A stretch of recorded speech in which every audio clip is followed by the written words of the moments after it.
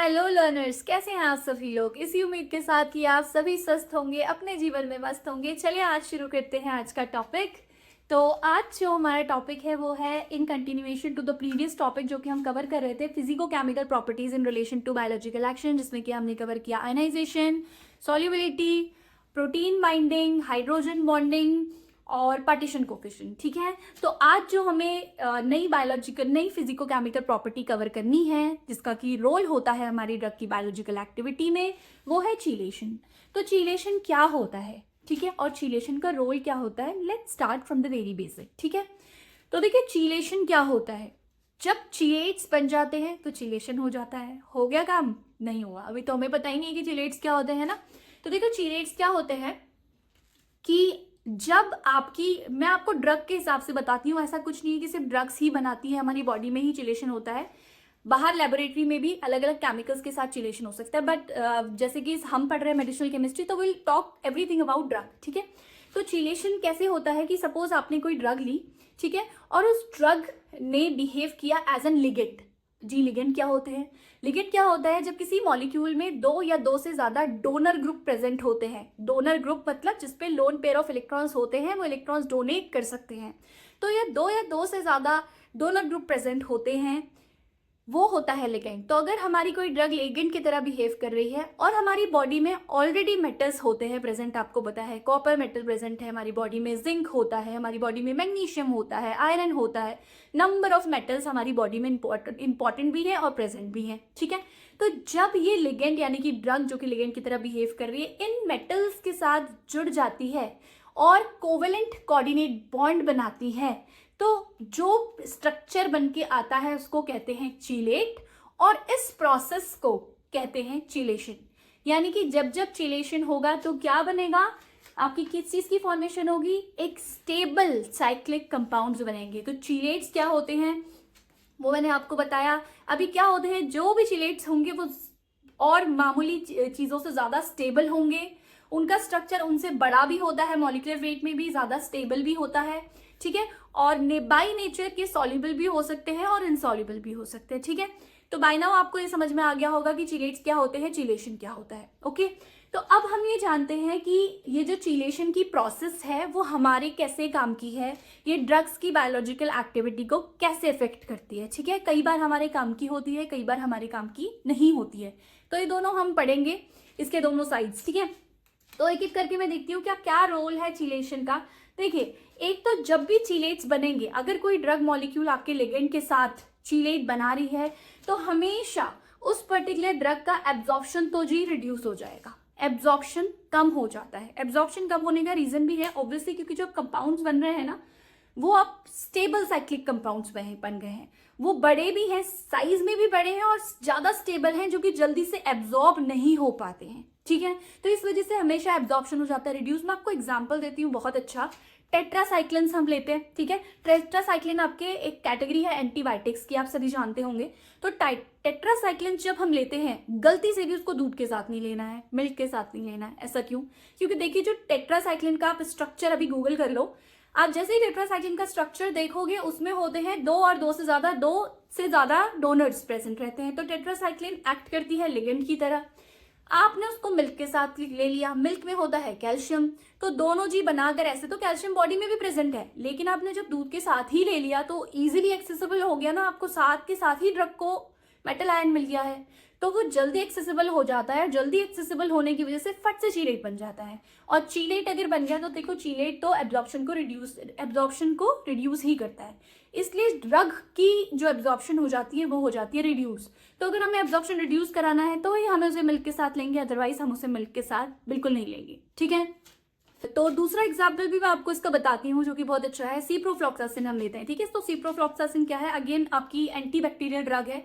तो सिप्रोफ्लॉक्सासिन को कभी भी हम, अगर किसी बंदे को भाई बैक्टीरियल इन्फेक्शन हुआ है उसकी वजह से उसने सिप्रोफ्लॉक्सासिन ली है, तो देखिए अगर उसको साथ के साथ एसिडिटी भी हो गई, हो सकती है जी, दो प्रॉब्लम एक साथ हो सकती है, तो एसिडिटी को रिड्यूस करने के लिए उसने एंटासिड भी ले लिए। तो देखिए नहीं लेनी है, एक ही चीज को एक बार में ट्रीट कर लो। एंटीबैक्टीरियल सिप्रोफ्लॉक्सासिन को एंटासिड के साथ नहीं लेनी है, क्योंकि एंटासिड्स में आपके होते हैं मैग्नीशियम, एल्यूमिनियम, ये सब ही तो होते हैं। तो स्पेशली ऐसे एंटासिड्स नहीं लेने जो मैग्नीशियम या एल्यूमिनियम में मेटल आयन को कंटेन करते हैं। अदरवाइज फिर वही जो सिप्रोफ्लॉक्सासिन है वो लिगेंड की तरह एक्ट करती है, अगेन मेटल आयन उसको मिल जाते हैं साथ के साथ, वो फिर क्या करते हैं आपके चीलेट्स बना लेते हैं। चीलेट्स होते हैं आपके स्टेबल साइक्लिक कॉम्प्लेक्स बड़े, जो कि एब्जॉर्ब इजीली नहीं हो पाते, तो वहां पर भी आपका एब्जॉर्प्शन जो हो जाता है वो हो जाता है रिड्यूस। ठीक है, अब दूसरी जो रोल है वो देख लेते हैं हम हमारे चीलेट्स का।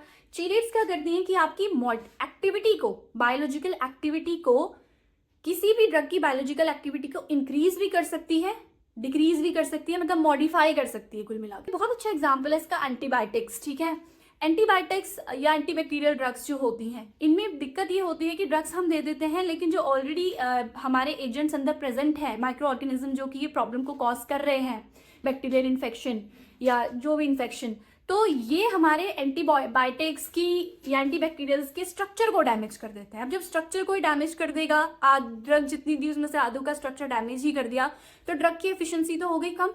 तो वहां पर क्या होता है कि अगर कॉम्प्लेक्स बन जाएगा, उन ड्रग्स ने लिगेंड के साथ इन ड्रग्स ने लिगेंड की तरह एक्ट किया और बॉडी में प्रेजेंट मेटल्स के साथ कॉम्प्लेक्स बना लिया है। अब कॉम्प्लेक्स को ये जो माइक्रो ऑर्गेनिजम्स हैं वो जल्दी इसके स्ट्रक्चर को डिस्टर्ब नहीं कर सकते, क्योंकि ये आपको, जैसे मैं बार बार कह रही हूँ कि स्टेबल स्ट्रक्चर होता है, कॉम्प्लेक्स और स्टेबल स्ट्रक्चर है, इसको तोड़ना फोड़ना इतना आसान नहीं है, इसको डैमेज करना इतना आसान नहीं है। तो इस वजह से फिर जो हमारी ड्रग्स हैं वो ज्यादा अच्छा परफॉर्म कर पाती हैं। एक एग्जाम्पल होता है 8-हाइड्रोक्सीक्विनोलोन, अभी बहुत अच्छा एग्जाम्पल है इसी का कि ये काम ही इस मैकेनिज्म पे करता है। ठीक है, कि इसकी एक्टिविटी बढ़ जाती है क्योंकि इसका स्ट्रक्चर अब डैमेज नहीं हो पाता है थ्रू जो माइक्रो ऑर्गेनिज्म जो कि प्रॉब्लम कॉज कर रहे हैं बॉडी में। तो ये एग्जांपल था इसका कि कभी कभी चिलेट्स बनते हैं तो वो चिलेट्स आपकी एक्टिविटी को बढ़ा भी सकते हैं, एक्टिविटी को डायरेक्टली नहीं बढ़ा रहे, जो डैमेज करने वाली चीजें हैं उनको रोक दे रहे, तो ड्रग वैसे की वैसी ही रह रही है और अपनी प्रॉपरली बायोलॉजिकल एक्टिविटी दिखा रही है। तो this is the basic concept. Okay, अब तीसरा क्या है कि जहां पर एक काम आती है, ये जो रोल है ये बहुत ज्यादा काम का है, कि है detoxification of heavy metal poisoning. कभी कभी क्या होता है कि हम ऐसे इन्वायरमेंट में काम कर रहे हैं या बाई मिस्टेक हमने कुछ ऐसा खा लिया पी लिया कि हैवी मेटल्स की पॉइजनिंग हो गई। हैवी मेटल्स आप सभी जानते हो, जैसे लेड हुआ, ठीक है, मरकरी हुआ, आर्सेनिक हुआ, ये सारे के सारे हैवी मेटल्स हैं। ठीक है, तो ये जब हैवी मेटल पॉइजनिंग हो जाती है तब भी हमारा चीलेशन का कॉन्सेप्ट बहुत काम आता है। कैसे काम आता है? उस टाइम हम देते हैं ईडीटीए, बड़ा फेमस एग्जांपल है। ईडीटीए आप देते हो, ईडीटीए एक बहुत बेहतरीन लिगेंड है। आप इसका स्ट्रक्चर अभी तुरंत गूगल करो और ईडीटी का स्ट्रक्चर देख लो कि इसमें कितने डोनर ग्रुप प्रेजेंट है। जितने ज्यादा डोनर ग्रुप प्रेजेंट होंगे उतना अच्छा आपका क्या बनेगा, चीलेट बनेगा। ठीक है, तो ईडीटीए क्या करता है, अंदर भाई जब मेटल की, हैवी मेटल की पॉइजनिंग हो गई है, इसका मतलब आपकी बॉडी के अंदर भर भर के मेटल आयंस प्रेजेंट है इस समय जो कि पॉइजनिंग कॉज कर रहे हैं।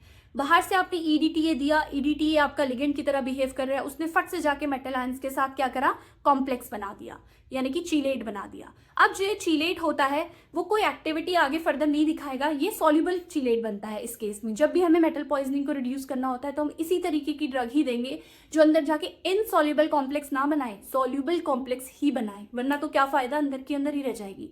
सॉल्युबल कॉम्प्लेक्स बनेगा और फाइनली फिर वो सॉल्युबल कॉम्प्लेक्स बिना कोई एक्टिविटी को दिखाए यूरिन के साथ मिलकर बाहर निकल जाएगा। तो इस तरीके से हमारी बॉडी डिटॉक्सिफाई हो जाती है चिलेशन की प्रोसेस के थ्रू, अगर हैवी मेटल पॉइजनिंग बॉडी में हो गई है तो। ठीक है, तो यहाँ पे बड़ा इंपॉर्टेंट रोल प्ले किया आपके चिलेशन ने। फिर चौथा जो इंपॉर्टेंट बायोलॉजिकल एक्टिविटी के लिए रोल प्ले करता है चिलेशन, वो है एंजाइम इनहिबिशन, यानी कि नाम से पता चल रहा है एंजाइम्स को इनहिबिट करता है। ठीक है, तो कई बार हमें हमारी बॉडी के अंदर जो ऑलरेडी प्रेजेंट एंजाइम है उनको इनहिबिट करने की जरूरत पड़ती है, क्योंकि कई सारी रिएक्शंस बॉडी में होती हैं, बायोकेमिकल रिएक्शंस होती है जो एंजाइम्स की हेल्प से ही होती है। Suppose for the time being मुझे वो पर्टिकुलर बायोकेमिकल पाथवे अभी रोकना है। ठीक है, अगर एक्स्ट्रा ओवर स्टिमुलेट हो गया इन केस, ठीक है, अगर मुझे वो केमिकल पाथवे रोकना है, अगर मैं उस एंजाइम को रोक देती हूँ ना तो केमिकल पाथवे आगे प्रोसीड नहीं हो पाएगा। और लगभग जितनी भी बॉडी में केमिकल पाथवेज चल रहे हैं, बायोलॉजिकल केमिकल रिएक्शन हो रही है, वो with the help of enzymes हो रही हैं। ठीक है, तो अगर देखिए जो एंजाइम्स होते हैं वो काम करते हैं आपके मोस्टली जो एंजाइम्स हैं वो मेटल्स की प्रेजेंस में काम करते हैं। ठीक है, मेटल्स की प्रेजेंस में काम करते हैं, वो मेटल्स अगर नहीं होंगे एंजाइम्स काम नहीं करेंगे। ठीक है, तो अब क्या हुआ कि मैंने दिया लिगेंड, ड्रग क्या दी मैंने, लिगेंड दी। ड्रग को तो भैया चाहिए मेटल आयन, अगर वो लिगेंड है तो उसने मेटल आयन के साथ जाके चीलेट बना दिया। अब चीलेट एंजाइम, चीलेट जब बना लिया है, मेटल आयंस ले लिए लिगेंड ने और चीलेट बना दिया, तो किसको डेफिशिएंसी हुई? एंजाइम्स को। तो एंजाइम को मेटल आयन नहीं मिलेंगे तो एंजाइम अपना वो काम नहीं कर पाएंगे जो करते थे। तो इस तरीके से एंजाइम इनहिबिशन हो गया, यानी कि मैंने वो एंजाइम को रोक दिया। एंजाइम को रोक दिया तो जो बायोकेमिकल पाथवे मैं रोकना चाह रही थी वो रुक गया। तो इस तरीके से जो चीलेशन है वो आपके एंजाइम इनहिबिशन में भी मेजर रोल प्ले करता है। पर देखिए, एंजाइम इनहिबिशन अगर हम चाह रहे हैं कि एंजाइम इनहिबिशन हो तब तो हमारे काम का है, पर अगर हम नहीं चाह रहे हैं और अननेसेसरली ड्रग हमारे एंजाइम को इनहिबिट कर दे रही है तो अगेन दैट्स अ प्रॉब्लम।